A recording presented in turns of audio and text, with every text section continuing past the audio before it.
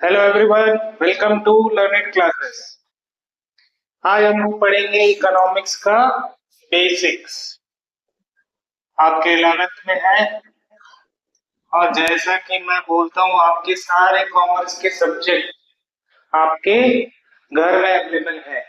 खाली आपको पता नहीं है कि आपके घर में ये सारा चीज अवेलेबल है। तो देखो, ये हमारा घर है।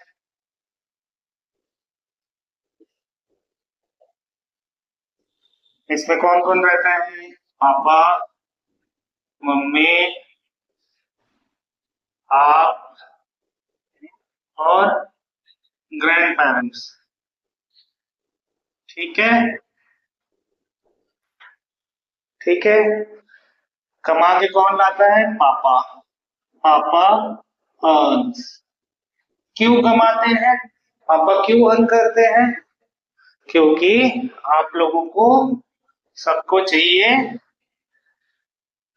कुछ नीड्स है आपकी, कुछ वांट्स है आपकी। ठीक है। तो कुछ कुछ आपकी जरूरतें है, उसको पूरा करने के लिए पापा को अर्न करना पड़ता है। ठीक है। क्या पापा सबकी सारी जरूरतें पूरी कर सकते हैं? तो उसका आंसर होता है नहीं। क्या आपको जो भी चाहिए रहता है वो दिला देते हैं? नहीं, क्योंकि ये लिमिटेड है और नहीं लिमिटेड है। तो पापा को चॉइसेस लेने पड़ते हैं। चॉइसेस लेने पड़ते हैं ताकि सबके वार्ड को वो पूरा कर सके।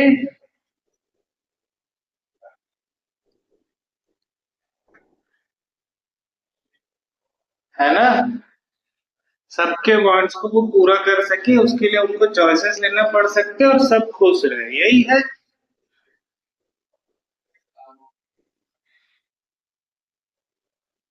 यही है। ऐसे ही घर चलता है अपना। तो यही तो है इकोनॉमिक्स। अब आप इकोनॉमिक्स, ये जो है ना मेरे पापा हर घर, इसको बोला जाता है इकोनॉमिक एक्टिविटी। ये क्यों करना पड़ता है? क्योंकि, सॉरी, यहाँ है प्रॉब्लम। प्रॉब्लम क्या है? वांट्स। दूसरा प्रॉब्लम क्या है? Problem number 1। दूसरा प्रॉब्लम क्या है? रिसोर्सेस लिमिटेड है, इसीलिए चॉइसेस करने पड़ते हैं। अब आप अगर इकोनॉमिक्स का डेफिनेशन पढ़ोगे, इकोनॉमिक एक्टिविटी का डेफिनेशन पढ़ोगे, तो आपको चीजें समझ में आएगी। इसलिए ऐसे छोटे छोटे एग्जाम्पल से पढ़ना चाहिए। चलो, क्या बोलता है देखते हैं, बुक क्या बोलता है हमारे को। बुक क्या बोलता है? बुक बोलता है,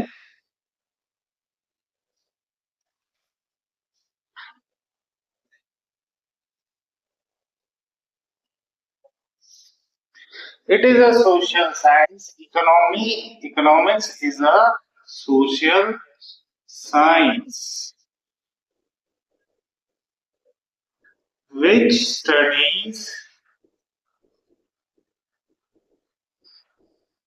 studies the way society chooses। आपके पापा ने चूज किया था, वैसे ही ये एक साइंस है जो एक स्टडी करता है कि सोसाइटी कैसे चूज कर सकता है। ये तो हमने अपने घर में देखा, हम अब एज अ होल देख रहे हैं वो सोसाइटी कैसे चूज करता है from its limited resources which also have alternative uses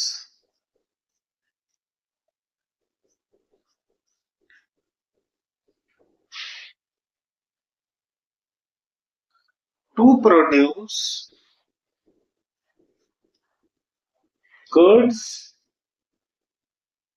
and services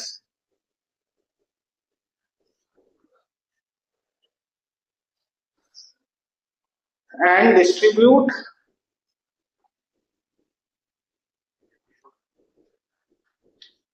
among themselves। तो क्या बोला इसका डेफिनेशन? डेफिनेशन कुछ नहीं बोला, जो अपन ने वो डिस्कस किया वही डेफिनेशन के रूप में आया, तो अपने को डिफिकल्ट लगता है। वो क्या बोला?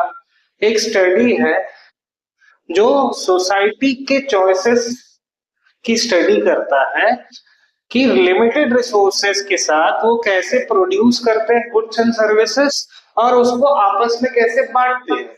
यही तो चॉइस था पापा के पास। उन्होंने चूज किया कि तुम्हारे जो वांट, क्योंकि मेरे पास पैसे लिमिटेड है, क्योंकि मेरी अर्निंग लिमिटेड है, तो मैं सबको कैसे सेटिस्फाई करूं और सबको कैसे बांटूं। तो प्रॉब्लम कहाँ है? ये इकोनॉमिक्स है, ये स्टडी है कि हम देखेंगे कि कैसे सोसाइटी चूज करता है कि क्या बनाना, कैसे बनाना, और कैसे अपने आपस में डिस्ट्रीब्यूट करना। ठीक है। तो इकोनॉमी किसको बोलते हैं सर?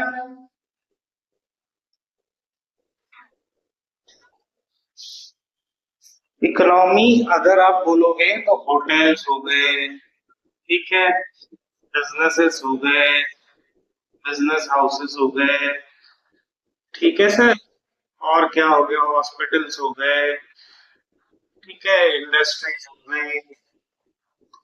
इन सबको कंबाइंड करके देखो तो इकोनॉमी इसको बोलते हैं। ठीक है। तो सर ये तो हो गया। इकोनॉमिक एक्टिविटी किसको बोलते हैं सर?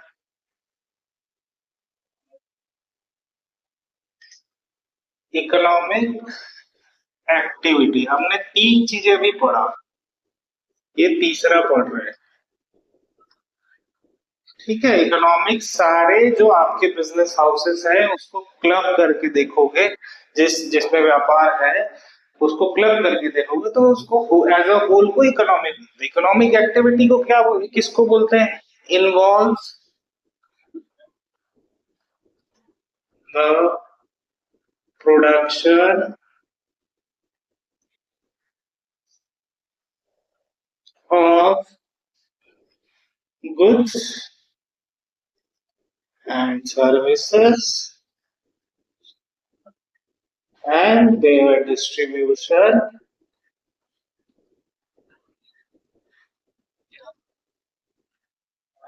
distribution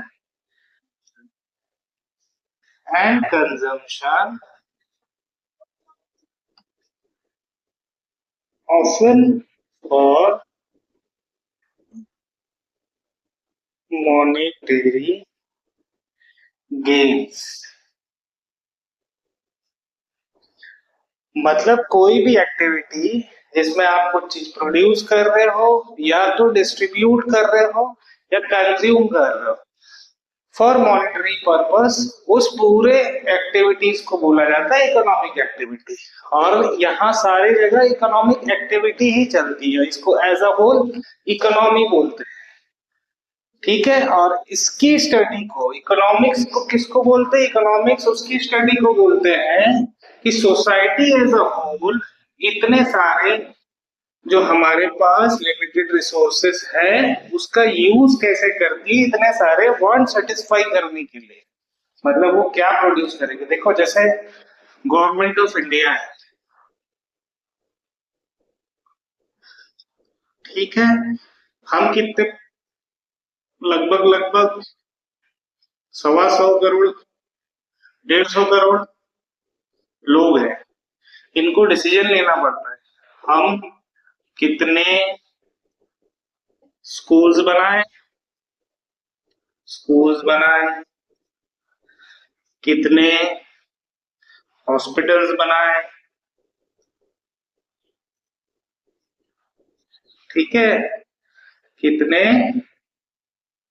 इंडस्ट्रीज बैठाए ताकि सबको पढ़ाई मिल सके, सबको इलाज मिल सके, सबको काम मिल सके। तो रिसोर्सेस तो लिमिटेड है ना। तो लिमिटेड रिसोर्सेस है तो उसमें चॉइसेस करने पड़ते हैं और उसी की स्टडी को बोला जाता है इकोनॉमिक्स। तो हमने तीन चीजें पढ़ी, इकोनॉमिक्स क्या होता है, इकोनॉमिक एक्टिविटी क्या होती है, और इकोनॉमी क्या होता है।